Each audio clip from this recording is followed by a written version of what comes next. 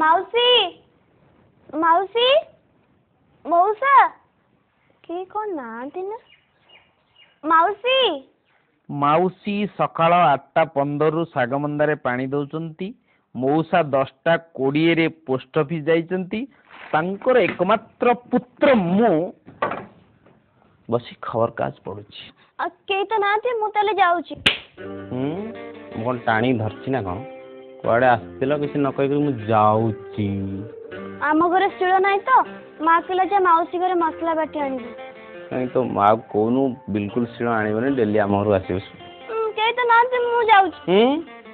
ମୁଁ କ'ଣ ଖାଇଯାଉଛି ନା କ'ଣ? ମୋ ସାଙ୍ଗରେ କଥାବାର୍ତ୍ତା ହଉଛୁ, ପାଟିଟା ଘୋରି ଯାଉଛି ନା କ'ଣ? ଗାଁ ଦାଣ୍ଡରେ ଚାଲିଲା ବେଳକୁ ତ ଭାରି ଫ୍ରି, ଆଉ ଘର ଭିତରେ ଟାଇଟ୍ କ'ଣ ହେଇଯାଉଛୁ? ନାଇଁ ଯେ ବୋଉ କହିଛି ମଉସା ଆସିଲେ ମସଲା ବାଟିବୁ, ନହେଲେ ପଳେଇ ଆସିବୁ। ତୁ ବୋଉ କଥାକୁ ଏତେ ମାନୁଛୁ? ବୋଉ କଥାରେ ଖାଉଛୁ ପିଉଛୁ, ବୋଉ କଥାରେ ଶୋଉଛୁ, ବୋଉ କଥାରେ ମତେ ଲାଇନ ମାରୁଛୁ। କ'ଣ ଏ ମା ଅଭଦ୍ର କଥାଟା ଯଦି ମୁଁ କହି ପକେଇଲି ମା, ତୁ ତ ଆସିଲୁ ଦେଖିଲୁ ମୋ ବୋଉ ନାହିଁ, ତ ଘରକୁ ପଳେଇଯିବୁ। ଆଉ ତୁ ଏଠି ଛିଡା ହେଇକି ମୋ ସାଙ୍ଗରେ ଗପଟ ଟପର ହଉଛି ମାନେ କ'ଣ? ମତେ ଲାଇନ ମାରୁଛୁ ନା ନାଇଁ? ଏ ମା କି ଅଭଦ୍ର ପୁଣି ମା। ଆଚ୍ଛା, ଯଦି ଲାଇନ ମାରିବା କଥାଟା ଅଭଦ୍ର, ତାହେଲେ ହୁକ ପକେଇବା କଥାଟା କ'ଣ? ଆଉ ବାମ୍ଫ ନେବା କଥାଟା କ'ଣ? ମୁଁ ଯାଉଛି। ଯା, କିନ୍ତୁ ଗଲାବେଳେ ମତେ କହିଦେଇ ଯା ଯେ ତୁ ମତେ ଲାଇନ ମାରୁଛୁ। ତମେ କ'ଣ ମତେ ମାରୁନ କି? କ'ଣ ମାରୁଛୁ? ସେଇଆ କୋଉଆ? ଯୋଉଟା ତମେ ନା କହିଲ। କ'ଣଟା କହିଲୁ କହୁନୁ? ସେଇ ଲାଇନ ମାରିବା କଥାଟା। ମା ତମେ କି ଭଦ୍ର।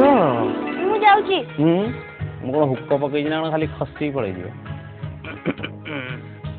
ନାଇଁ ଯାଅ, କିଛି ମନ ଦୁଃଖ ନାହିଁ ଯେ, କିନ୍ତୁ ଏମିତିଆ ସୁଯୋଗ କେବେ ମିଳିନପାରେ।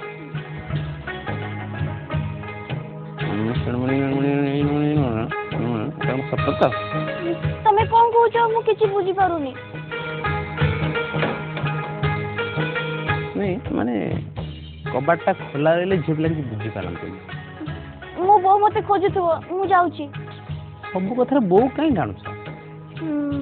ମୋ ବୋଉ ମତେ କହିଛି ପୁଅ ସାଙ୍ଗରେ ବେଶୀ ମିଶିବୁନି, ବେଶୀ ସମୟ କଥାବାର୍ତ୍ତା ହବୁନି। ଓହୋ, ଭଲ ବୋଉଟେ ପାଇଛ ପୁରା। ଆଉ କ'ଣ କ'ଣ ଶିଖେଇଛି? ଚାଲିଚଳନ, କଥାବାର୍ତ୍ତା, ଆଚାର ବ୍ୟବହାର, ଶିଷ୍ଟାଚାର ସବୁ ଶିଖେଇଛି। ଓହୋ, କିନ୍ତୁ ଗୋଟେ ଜିନିଷ ଭୁଲି ଯାଇ ଶିଖେଇବାକୁ। କୋଉଟା? ଏଇଟା ଶିଖେଇଛି ତ?